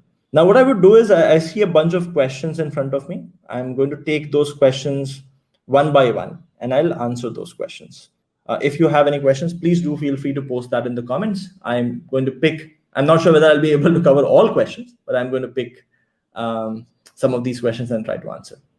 All right. So the first question is from Shobha, which is, I have nearly 9 months of experience in service-based company. I want to switch to product-based company. I am learning DSA now and solving them, but my problem is I'm not able to solve medium problems. So Shobha, to be honest, it's a gradual process. So don't be disheartened if you're not able to solve medium level or hard level problems immediately. It's okay. In fact, initially it takes you a lot of time to actually solve certain problems as well. What you should make sure is that you are following a structure instead of going randomly to random kind of problems and trying to solve that. Follow a structure, because data structures and algorithms is also fairly wide, very, very wide, right? Like, for example, if I say, hey, look, there is going to be one round in the interview that will test you on mathematics. Mathematics is such a vast field. I can't possibly prepare everything around mathematics. But like, there are certain topics that are relevant. They are in increasing order of difficulty. They have dependencies with other topics. If you follow a structured path, then the journey becomes easier for you, instead of just going in random patterns. And give yourself some time. It's okay. Initially, it takes time, but over a period of time, you'll start to catch up. Cool. Let's maybe look at the next problem statement, which is from Subbu, which is, I have more than 5 years of experience in Spring Boot and microservices. I'm planning to move to product based. Half of the question is actually in a different comment, which is, what is the possibility if I take Scalar course? So I did not talk about Scalar course in today's session. Maybe I can give a very small gist. So all of what I talked about in the topics list, everything is also covered in Scalar Academy as a course, where we do regular live classes, where a teacher comes and teaches you in a class where you can ask doubts. Teachers are people like me. I'm, for example, a teacher at Scalar Academy. And apart from that, then there is a community, because there are a bunch of people learning with you. So there is a lot of peer-to-peer interaction. There are TAs that help you with your assignments and homework. Every single student gets a one-on-one mentor to sort of help guide them. So just to answer your question very quickly, Scalar is going to give you a very structured path. It is going to give you a lot of support to learn all of this. At the end of the day, it has to be you learning those things. We will make sure that you're spending your effort, whatever number of hours of effort you're spending in a day, you're spending those effort in the right direction, and you're not getting stuck. If you're getting stuck, there are people to help you. That's our responsibility. A lot of effort, hard work, etc., will still be your responsibility. Okay, let's look at the next question. The question is, there is no name, but the question is, if I am from a tier 3 company with 4 years of experience, will they ask HLD, or can I tell them to take on LLD? So usually the rounds are defined with respect to a role. Imagine I'm applying for a SD1 role. Now there, depending on whether I am a fresher or I have some amount of experience, I might be mapped to a entry-level SD role or slightly higher SD1 role. All SD1s are also not equal. Depending on that, there is already a definition at most companies of what rounds are they going to have. For example, an Amazon might say that, hey, look, I mean, for all SD1s or maybe higher SD1s, we have most rounds that are data structures heavy, and maybe one round where there will be some discussion on low level design. There is not going to be any rounds on high level design. In that case, they will not ask you a high level design. That being said, rarely does it happen that you tell them, hey, look, I'm not comfortable with high level design. Please swap this round for a low level design. That rarely happens. Companies have some defined processes. They try to judge people on that. Just adding one more fact there. So a lot of new age Indian startups, for example, companies like Flipkart, Udaan, they also do one round, which is called as machine coding round. It's termed as machine coding round.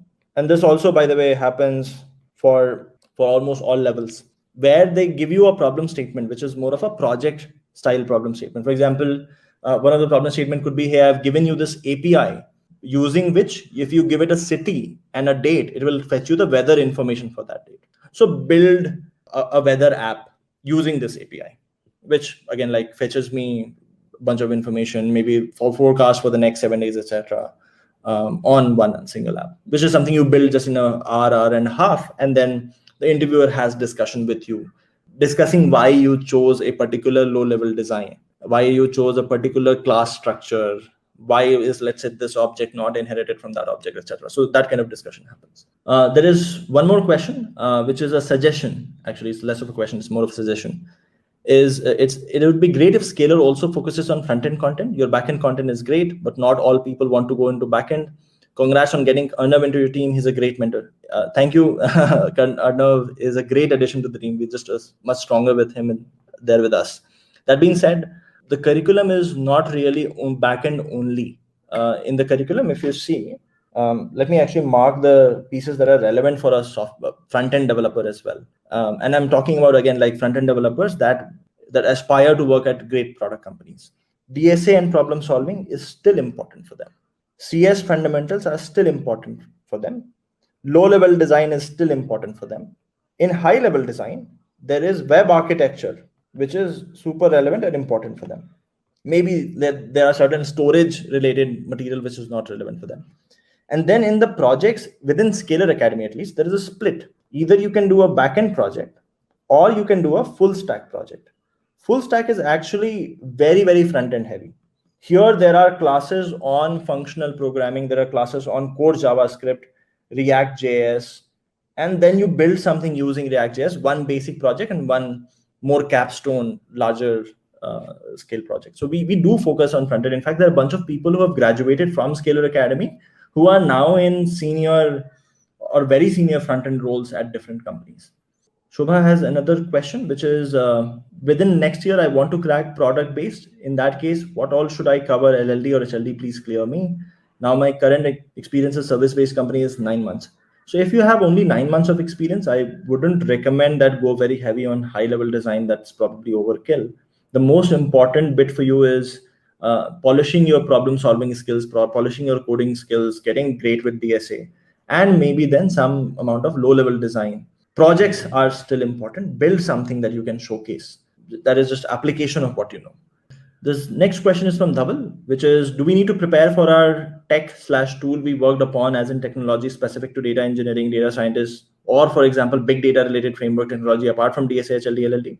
So if you are from a different domain, yes, there is typically one round which is specific to your domain. So for example, let's say I am a data engineer and I work very closely with Hive, then there is going to be one round where my previous work would be discussed.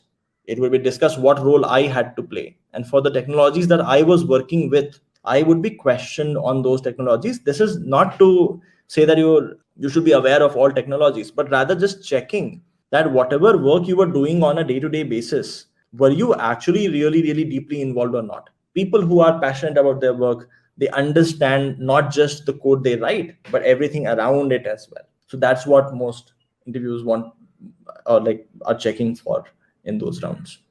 There is another question which is from Mayank, which is, as of now, I have 5 years of experience, but I only know SQL and Tableau tools. So how to move to product-based company? Mayank, from what I understand, you currently might be in analytics heavy role. In that case, there are two tracks, right? Like you can switch to a product company as in an analytics role. And in that case, all of what I mentioned is probably not as relevant. Data scientist, yes, still relevant, but data analytics or business analytics or product analytics might not be, you might not be a great coder. That's still okay. So that could be probably the way to look at the switch. And then maybe then internally you switch into a software engineering role if you find that exciting. It is important to not only be swayed by what I'm telling you here, it is also important to keep your interests in mind when you make these decisions. What do you really, really love doing? If you love software engineering, sure, go for it. But in case you want to learn, Mayank, so what I would suggest is maybe the first step is you pick up one programming language. I'm sure like Python or R might be closest. So pick that up. Start to maybe solve or start writing some code, some scripts in Python that will start to get you a little acquainted. And then there are a bunch of these websites which I can refer to. Maybe start solving problems there. For example, InterviewBit is a free website. We should probably check it out. LeetCode, InterviewBit, Geeks for Geeks. Should check those websites out. You should start solving some problems there. Another question, which is, in Scalar, are there additional classes for tech stack used in backend projects, for example, Node.js, TypeScript, Spring Boot, etc.? Yes, there are. So when you enter the project mode here, as you can see on my screen, you have an option. There's an option that is given to you to either specialize in backend or full stack. If, for example, you specialize in backend, then you can choose between backend technology. For example, Spring Boot you can choose, and there will be Spring Boot specific classes, and then you build projects, and there will be some amount of review there. Or, for example, if you pick full stack, and in full stack you say that, hey, look, I'm going to build something on MERN tech stack, which is React.js and Node.js, then sure, there will be React.js and Node.js specific classes. There's another question, which is, should I just learn front-end and crack the companies, or is it good to have both front-end and back-end for product-based, because I see front-end role in LinkedIn? Being a front-end engineer is great. There is no foundation whatsoever to say that I have to pick up another tech stack or another language. If you're good in front-end, if you know JavaScript, if using JavaScript, you can solve all kinds of problems. You understand how libraries would work inside. I would strongly advise continue in the front-end domain. Very, very highly qualified front-end engineers are very, very rare to find, and therefore very, very highly paid. So nothing wrong whatsoever in just continuing specializing in front-end. Just be a great front-end engineer. By the way, like, great front-end engineers still are good with DSA, so we can't skip that. They're still good with LLD. You can't skip that. There is another question, which is, how difficult is it for someone in front end with 10 plus years of experience to get good tech company? Can you throw some info on that? Do companies judge you based on your current experience too? So to be honest, as I said, like, good front end engineers are still a lot in demand because there are so very few of them. So it is completely possible to switch in a senior front end engineering role in a product company. Very, very feasible. The place where most front end engineers fail is that the first few rounds will still test you on your problem solving skills, on your data structure skills, and most front end engineers never even touch that. They believe that's probably not for us, and that's where probably the gap is. If you can bridge that, and if you are good with oops design, if you're good with LLD and you've done some bit of work in the past, you can talk about the work that you've done for the last 10 years, where like you can show that you've taken ownership. That's more than enough. There is another question which is from Harshita, which is, I'm working as a software engineer with 2.9 years in an automotive company. I was interviewed at Amazon 6 months back for SD1. Unfortunately, I couldn't crack it. I was not asked system design, but moving on further, should I concentrate on system design as I'm close to 3 years in a couple of months? So Harshita, like maybe when you interviewed, it depends very, very heavily on what kind of role, what seniority of the role. So if at all they did not test you on LLD or HLD, anything 6 months back, chances are they might not again. That being said, usually rejections happen at various rounds. So for example, let's say I am an engineer. I might have done well in my coding test, and then I got interviewed for 2 rounds, and then let's say for whatever reason I got rejected. Maybe if I did well in those 2 rounds, then I went through maybe 1 or 2 more rounds. I mean, because there typically are 4 or 5 rounds that you have to clear to be into Amazon. So maybe LLD might have still been there. Maybe just you might not have reached there. I would say if I was you, I would focus on DSA specific preparation. I would focus still on LLD because you don't know, you might still face it. And I would still focus on being able to talk about my previous work in depth. Your current domain, as in like if you're a software engineer, even if you're working for an automotive company, that does not matter. That's okay. Most product companies don't care about domains. E-commerce companies very readily hire from all kinds of domain, be it automotive, be it edtech, be it fintech, everywhere. I mean, it's just quality of engineers that is important. There's another question from Swapnil, which is academic matters for joining product-based companies with industry skills? So more and more with time, companies are doing away with let's say your pedigree, and they focus more on skills. So it doesn't matter you come from a tier 3 college or a tier 3 company, as long as you're capable, as long as you're great with, again, some of what I discussed today, as long as you're a great software engineer, most product companies are happy hiring. And why wouldn't they? Because usually people who come from those kind of backgrounds, if, for example, I have seen that if we take a bet on those kind of engineers, they just are more hardworking because they have a point to prove. So it is always, I mean, it's finding diamond in rough, but if you can find somebody like that, it's always has its return. So companies are very, very okay looking at people without pedigree as well, as long as you're great at what you do. Anil has a question, which is, do we need to learn C++, Java for backend engineering job? I have background in Python and JavaScript. Will it be enough? Again, the tech stack does not matter. So service companies would look at a specific tech stack. Most product companies don't. Some product companies still do. For example, if you look at most banks look for a Java background because most of their code currently is in Java. And then they are rigid on that aspect. But like a lot of, again, new age e-commerce companies, edtech companies, fintech companies, they don't care about what tech stack. They're okay as, I mean, you could be great with Python, you could be great with Ruby, you could be great with C#, as long as you're great at problem solving, as long as you've done some interesting work in the past, as long as you can do LLD, HLD, I mean, a lot of companies would be happy to hire you. Don't need to switch your tech stack. I mean, that's something I would not recommend. In general, one of the things is like, be prepared that once you enter a product company, you might be allocated different teams, and different teams would have different tech stack. For example, when I went to Facebook, I was primarily a C++ coder. The first team I was assigned to was working primarily in PHP. So I learned PHP, I wrote a bunch of code in PHP. Within 6 months, I moved to a different team that was heavy on Java. Again, Java I had never worked on. I learned Java, I started contributing in Java. And then another team which was in Python. So you have to become somebody who is good with learning a new language. And you'll realize that if you understand one language in depth, all other languages are very similar. They have almost one-on-one correlation with patterns. The only difference is that when you go to a functional programming language like JavaScript or Lisp, then there is some difficulty initially to understand that language. But all procedural programming languages like C++, Java, Python, Ruby, they're very similar in nature.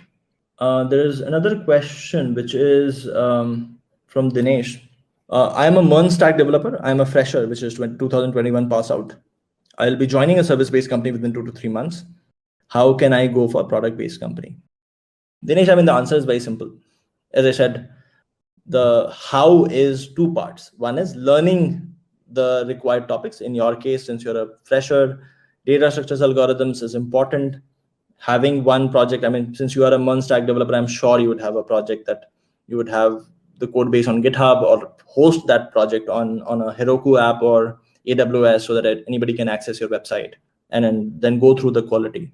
So project and DSA, those are two most important aspects. As long as you know that, the second step is applying to companies. But again, like very, very important that you're prepared, right? When you do get that opportunity at a company where you would want to go and work, you want to make that opportunity count. And that comes from learning the right thing. So please do judge yourself well on where you stand with respect to these two topics. Okay, there are two questions from Nikhil and Harsh. I'm going to take one of them. They're very, very similar in nature. The question is it possible to switch from QA to development? If yes, how Scalar will help me? Let me first answer the question without Scalar, right? So switches from QA to development happen all the time. It isn't that if you started your career as a QA developer, then you're stuck there. A lot of people move into dev heavy roles if they like dev heavy roles. And QA, by the way, is also a very wide term. It refers to there's manual QA, there's automation QA. There are people who are called as SDETs who are actually developers. They just build infrastructure for testing. So I'm assuming you mean either a manual QA or an automation QA because SDET is almost already an engineer. So the switches from QA to development happen all the time. The thing I would suggest, if you were asking me as for my advice, would be one, show that you have intent to move to development. How do you do that? You build a personal project on your own time. You host it at a place where anybody can see your source code. They can also go and check out your website to see the quality of the work that you've done. Two is the topics I have mentioned today, which is practice on data structures algorithm. Get really, really good at coding and like study some bits about CS fundamentals, LLD, HLD, if you can find time to do so. And then, sure, I mean, you might have to knock multiple doors. You might have to apply at maybe 10 different companies to get one call. But that one call is all that matters. You don't have to succeed multiple times. You have to do the switch once from QA to development. So there's another question, which is, should a 5-year experienced person look for SD2, or is it fine if we go for SD1 also for product-based? So I would say like the leveling, you can leave it to the companies. Companies would figure out like what level do you fit at. For example, even if I'm interviewing you for an SD2 position, and I find you very strong on SD1 aspects, but maybe not so strong on SD2 aspects, usually there is an SD1 hire call that is made in such a case, in case there are positions available on SD1. And vice versa. If I started interviewing you for an SD1 role, but I felt through the interview process that you're actually maybe a better fit for SD2, the other way also happens in a lot of cases. So don't worry about that. I mean, worst cases, you probably get hired a level below. You should have been hired as an SD2, you get hired as an SD1. That will correct itself in a year or so. And I mean, you just get more chance to get familiar with this new organization. That is the worst case, which is not such a bad worst case. Ujjwal has another question, which is, what if someone is not getting the relevant system design experience in their current company? Ujjwal, then you are in the same bucket as 99% of the engineers. Unfortunately, there's only very, very little amount of work that gets you the real relevant system design experience. Most people don't. What is important, however, is that you shouldn't let that dictate your current learning levels. You should still strive to learn more. I mean, if you're not going through a structured course, what I would advise is that a lot of companies, high-scale companies, have blogs, engineering blogs, where they talk about certain architectural decisions that they took. So do that. Maybe pick certain problems, or let's say, like, imagine you are designing a Twitter or a Facebook. Maybe try to design that yourself and get it reviewed by somebody senior in your team. They might be able to point out where you're making a mistake. So To be honest, again, like you're in the same boat as 99% of the software engineers. Not everybody gets to work on very high scale, which is fine, but don't let that hinder your learning. Okay, there's one more question from Manpreet, which is, could you please explain how Scalar helps mobile developers? So Manpreet, like we don't have a special track for mobile developers. That being said, there is a lot of overlap. For example, an Android engineer would again still be grilled on data structures, algorithm, problem solving, low level design. These topics still remain relevant for a mobile engineer too, because a lot of mobile engineers also keep switching back and forth. However, this is not enough. For a mobile engineer, there is going to be a lot of things which are specific to the mobile tech stack. The bunch of things you should understand on how they work in the mobile ecosystem, which currently is not covered in Scalar.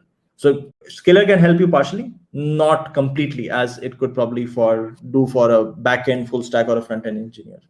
Ankur says, I'm having 3+ years of experience. So is there anything apart from DSA I should prepare? Ankur, you'll see here, I've mentioned the years of experience with topic as well. I would say, like, as you start venturing in the 3+ years experience range, then everything starts to become important. And as you'll keep growing in experience, these design topics will start to become more and more important. Right now, they might still, you might be at a stage where if you just do okay on HLD or LLD, then even then it should be fine. All right, I'll take the final two questions. Question number 1, if we do freelancing after 1 year of experience in startup, so after 2 to 3 years, can we get job as front-end developer in product company if I build library in front-end and understood front-end end-to-end? Oh, absolutely. By the way, freelancing experience is in no way inferior to actually working for a company, as long as what you were working on was holistic and wasn't just that you took very small WordPress kind of projects and you just delivered on those. As long as you were still doing software development and freelancing, that is at par with any software development experience working in a company. So if you are actually building libraries for front end, that is high quality front end work. That's absolutely. The answer is definitely yes. There's one final question that I can pick from here. Okay, one final question, which is from Devendra, which is, can you mention some blog where we can view structural decisions made by them? It will be of great help. So there is Facebook's engineering blog is called engineering.fb.com. There is, if you just search for Uber engineering blog, you'll find that as well. There, a lot of times, because I remember during my time when we had released messages, we had published one article just talking about architecture of how Facebook messages and Facebook Messenger works. What happens with a message? Where does it go? Where does it get cached, etc. So you'll find some articles that have entire design, architecture, everything built in. Those are fun to read as well if you like reading. So do go through that. That being said, by the way, there are some good channels on YouTube as well for system design. We also have some content, but Gaurav Sen has very decent content, which is, if you have to just consume content. Tushar Roy has great content, so you can go and watch that. To be honest, however, just one part is consuming content, the other is being able to design things yourself. So there is both way important. Just like when you're learning coding, one is understanding syntax, but actually writing code is also important, right? Very similarly with design as well, it is important to practice on certain problem statements and get that validated through somebody who tells you what might go wrong. All right. Thank you so much for listening to me rant on for about an hour or so. I hope this was very, very helpful. If this was helpful, I would request you guys to subscribe to our YouTube channel. We keep doing content like this every weekend. There will be more useful content in the future as well if you like this. But thank you so much. Look forward to seeing you guys in future session as well.